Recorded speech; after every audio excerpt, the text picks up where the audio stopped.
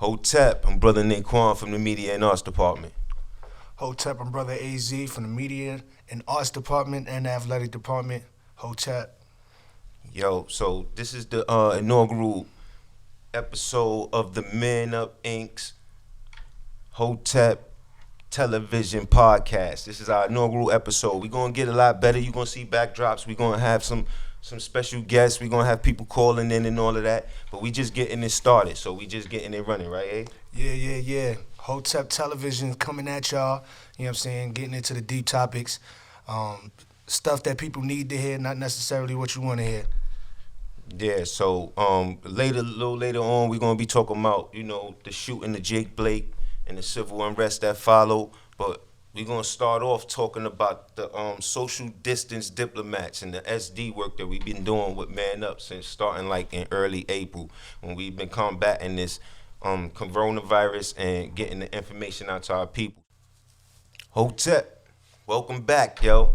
You seen that? We just showed y'all the little clip and about the social distancing work on what we've been doing since like since April, actually. When people were still scared to come out in the street and all that, and everybody was scared of their own family members coming over, we was already out here doing the work. What you think about the clip? Yeah, we were definitely, piggybacking on what you just said, we were definitely out there really, really early. Definitely definition of front line, first line. About the social distance work for me, I appreciate being a part of it. It's fulfilling. It's a fulfilling feeling, helping the community and helping give information about this virus that's really penetrated our community. Yeah. And you, as you heard or saw in the video, like we trying to start this hashtag ICSD. You know what I mean? Because we need the people to acknowledge that we in the neighborhoods. They need to acknowledge that. Like if we giving out thousands and tens of thousands of pieces of equipment, then that means that we are directly having an effect on the spread. So the fact that the numbers is not going up and going crazy right now, we can honestly say that we did something to help perpetrate that scenario. So, but I already know that, we helping a lot of people. We doing a lot of things for the people in the neighborhood, and a lot of people, when we doing the social distancing work, like, you get different reactions from people. So, and the trainings, like the training we just had for the SD work, they was telling us about not taking things personal, because sometimes, like, you trying to give somebody a mask, or you just, trying to stop them while they moving, they automatically think you're trying to solicit them. They think you're trying to sell something to them or whatever. So sometimes they just be automatically rude to you, not even knowing that, I'm trying to give you something for free to help you and help your family. So we get a wide range of responses from F you to God bless you. You know what I mean? So, and that's also a New York City thing. Yeah, like, everybody ain't gonna feel the same way. And then sometimes, we actually get into conversations with people that want to say, like, the COVID thing is not real. Like, they want to say it's not real. They want to say it's a hoax. They want to, but that's because it ain't affect them personally. But see, working in this organization, we know people who have caught it personally.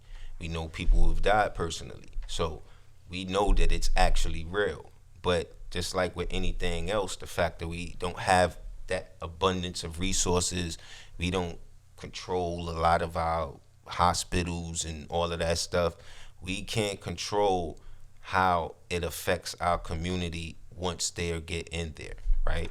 Like, so once they in the hospital and then something happens, like, we don't really know about that process, but we know that we are dying faster than everybody else. And we could directly correlate that to, our people not having resources, which we're trying to help with, but it's also got to do with, how they being treated in these medical facilities. And that's going to be something that, has to be handled, like, on a level that's higher than us. Like, Brother AT and them, you know what I'm saying? Brother Charles and them, they like to rush the Capitol and yell at the lawmakers. That's what they on. So we going to play the ground, they going to play that part, right? And also, the important part of this work is the communication. You can't learn and succeed at anything without communication. And we're on the front line communicating with these people, spreading the information, giving them the information, which is which is literally more important probably than giving them a mask, because if they don't know, you know what I mean, for example, what you just said, some people would be like, yo, it's not real. But at the same time, my response would be still take the precaution, because you're being selfish. You know what I mean? You still may spread it. Even though your belief, your individual belief, you still share the earth with 8 billion people. So, you know what I mean? Just be a little mindful and don't let your conspiracy theories really get out of whack. You know what I'm saying? It's understandable because there's a lot of information coming our way, but we can't be selfish. We got to look out for our fellow man. For more info or to support Man Up Inc., please go to manupinc.org.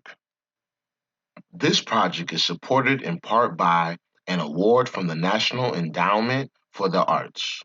To find out more about how National Endowment for the Arts grants impacts individuals and communities, visit www.arts.gov.